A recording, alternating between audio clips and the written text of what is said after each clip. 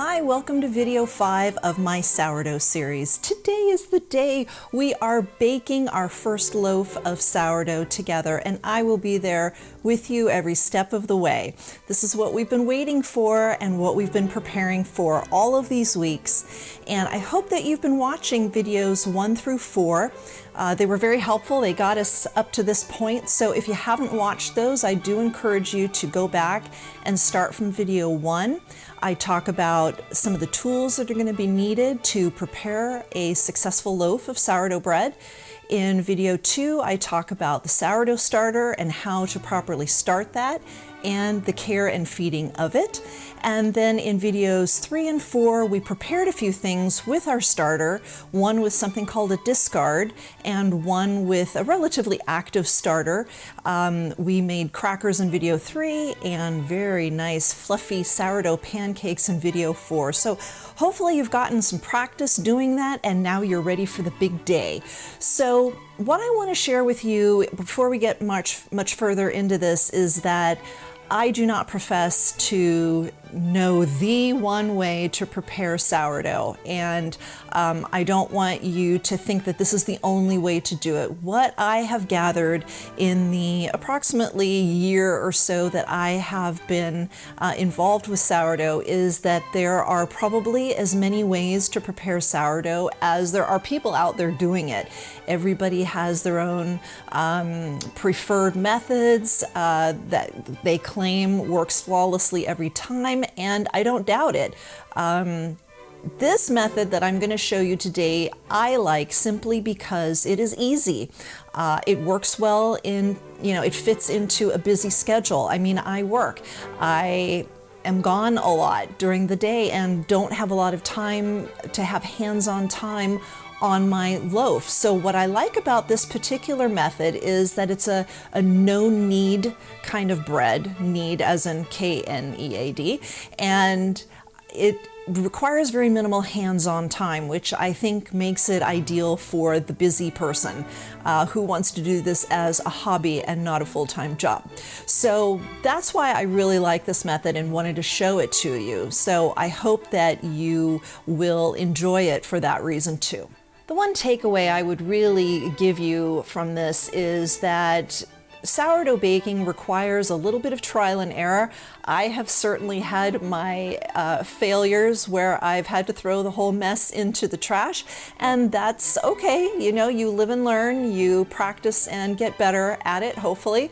What sourdough baking really has shown me is that there are so many different factors that come into play to producing a successful loaf of sourdough bread.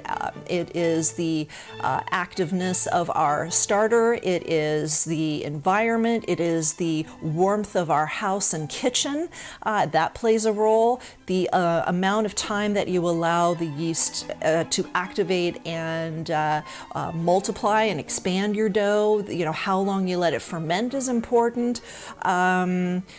There are a lot of factors. The vessel in which that you bake it makes a difference. There are a lot of factors. And so what you have to kind of do is find that which works for you, okay? So that's the one takeaway that I would give you. Today we're going to be baking just an ordinary, everyday sort of loaf of sourdough bread. There's nothing too fancy about it. We're not getting crazy with like whole wheat flours or any specialty flours. We're just simply going to use bread flour for this. So I do recommend bread flour. Now what I actually have found is that I actually kind of prefer to, in this video I'm going to show it to you using 100% bread flour.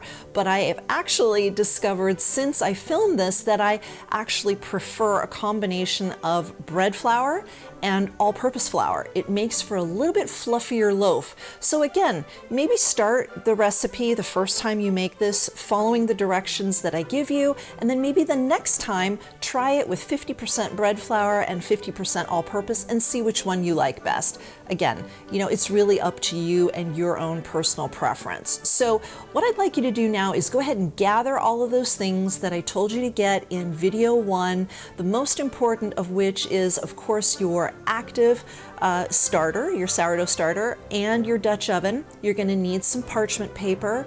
You're going to need some warm water. And what I'm going to ask you to do is, if you've been storing your starter in the refrigerator, go ahead and get it out, bring it to room temperature, and then start feeding it. And what you want to do is you want to feed it about 3 times before we start working with it. So if it is, let's say, Monday night, you want to get it out of the fridge tonight and then feed it maybe later on today or tomorrow once. Wednesday you're going to feed it again, and then Thursday you're ready to rock and roll. So that's kind of the way to get it started. And this is important because you want it to be active and ready to go. Another way to do this is to take it out of the fridge, take a little bit out, and I'll show this to you in a moment when we get started, and then just get that activated. And then what you can do is put the rest of your starter back in the fridge, but just keep out what you're going to be using today. All right, so let's get started making sourdough. So step 1 is to feed our starter, get it nice and bubbly so that it is at its most active at the time at which we add it to our flour and water and start our loaf of bread. What we're going to do is we're going to use equal parts of starter, water, and flour in terms of a 1:1:1 ratio, okay, in terms of weight. And so what we're going to do is we're going to start off with a 1/2 cup, which is about all I need for my 1 loaf of bread that I'm going to be baking. I have 1/2 cup of starter, which is about 60 grams. Then I have 1/2 cup, again 60 grams of all-purpose flour, and then a 1/4 cup of purified filtered water. And that's all I need. What you'll also want to do is grab a couple of rubber bands and a cheesecloth, and this is all we're going to need to get started. So we're going to start off with our starter, to which we'll add the flour, and I'm going to just stir that around a little bit to get it started so I don't have too many clumps, and then add my water and just mix this up, okay?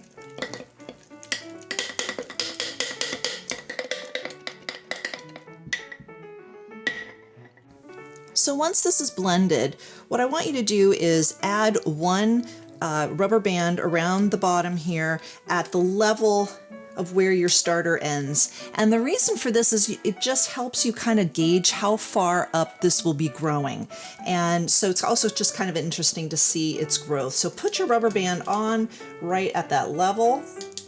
And then the other one, of course, is meant for securing the cheesecloth onto the jar. So what we're going to do now is let this sit out for about 4 hours. I find 4 to 5 hours is about the right amount of time. You will see this quantity hopefully double, and then you will know that it is at its peak, and that is the time that we will then start the process of beginning our loaf of bread, mixing it with the flour and water and all of that. So we'll be back later when it's ripe and ready to go. So now we're ready for step 2, making the dough. It's been 4 hours since I fed my starter, and if you recall, we put a rubber band at the starting point, and as you can see, it has doubled in size, which is perfect. It's exactly what we want. The starter is now at its peak and ideal for making our dough because it's the most active that it will ever get. So at this point, going forward, it may continue to rise maybe slightly, but then it'll stall and then start collapsing. And that's just, again, part of that normal cycle that starter goes through. But right now, when it's big and fluffy like this is when it's at its peak and ideal. So now we're gonna mix our dough. So ideally, you'll want to use a mixer if you have one. If you don't have one, as I mentioned in one of my previous videos in this series, I mentioned it isn't absolutely necessary to make this bread. You can certainly do it without, but if you have one, go ahead and use it. What we're going to do is start off with the sourdough starter, and for this recipe, we only need 1/2 cup of starter, and you're going to just put that into your bowl. And then we're going to add some warm water, and the warm water is just going to simply help activate the bread and give it a little bit of extra lift. So we're going to add the water, which I just slightly microwaved, and we're going to put that in and then just mix this around. And again, if you're using the mixer, get your dough hook ready. But for right now, we're going to just use a whisk and kind of whisk this together. All right, we've got that dissolved, and now we're going to add the bread. The last ingredient is salt, but we're not going to add that quite yet because salt can sometimes inhibit the production of enzymes, and we want it to kind of get started without. So we'll add that a little bit later. So for now, we're going to go ahead and add 4 cups of bread flour. And once you have your 4 cups of bread flour in your bowl, go ahead and turn it on and begin mixing it.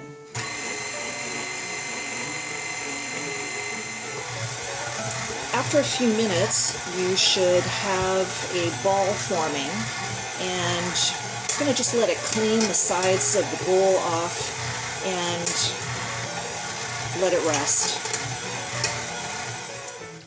So after we've mixed the dough, we're going to let it just sit and relax for a little bit. And we're going to do that before we add the salt.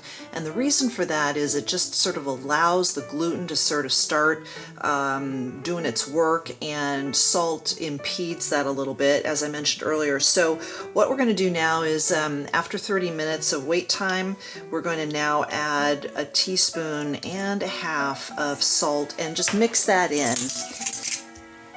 Like so.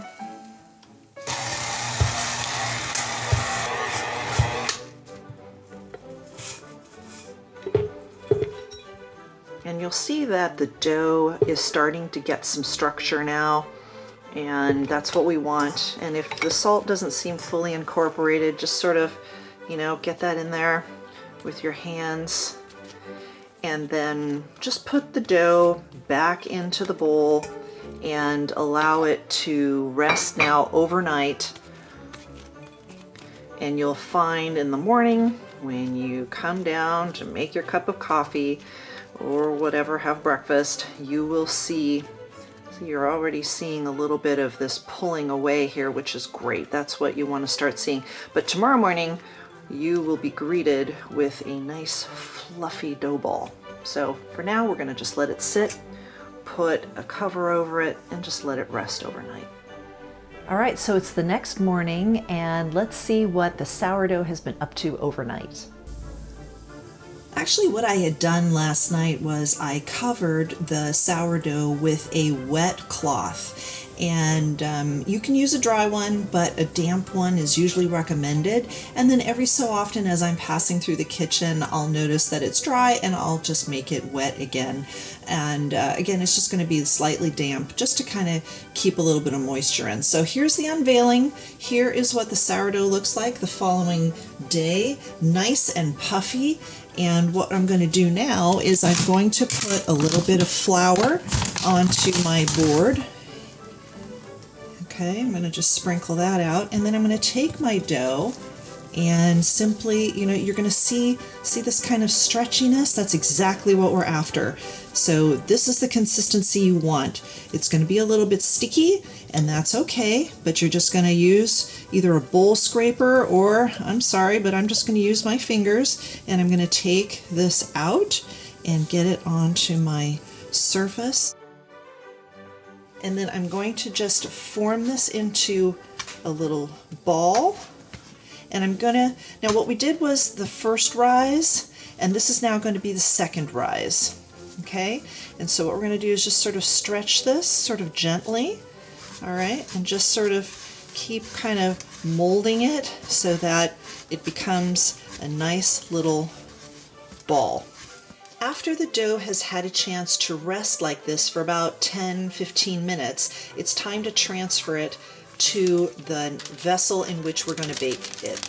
And I take a piece of parchment paper and again just kind of tighten up this loaf again a little bit, and just because it has expanded a little bit like this, so we're going to just tighten that up a little bit and put it on the parchment, and then just transfer this parchment paper to the bowl, or the pot rather, this Dutch oven that I had recommended you get, and move this into here.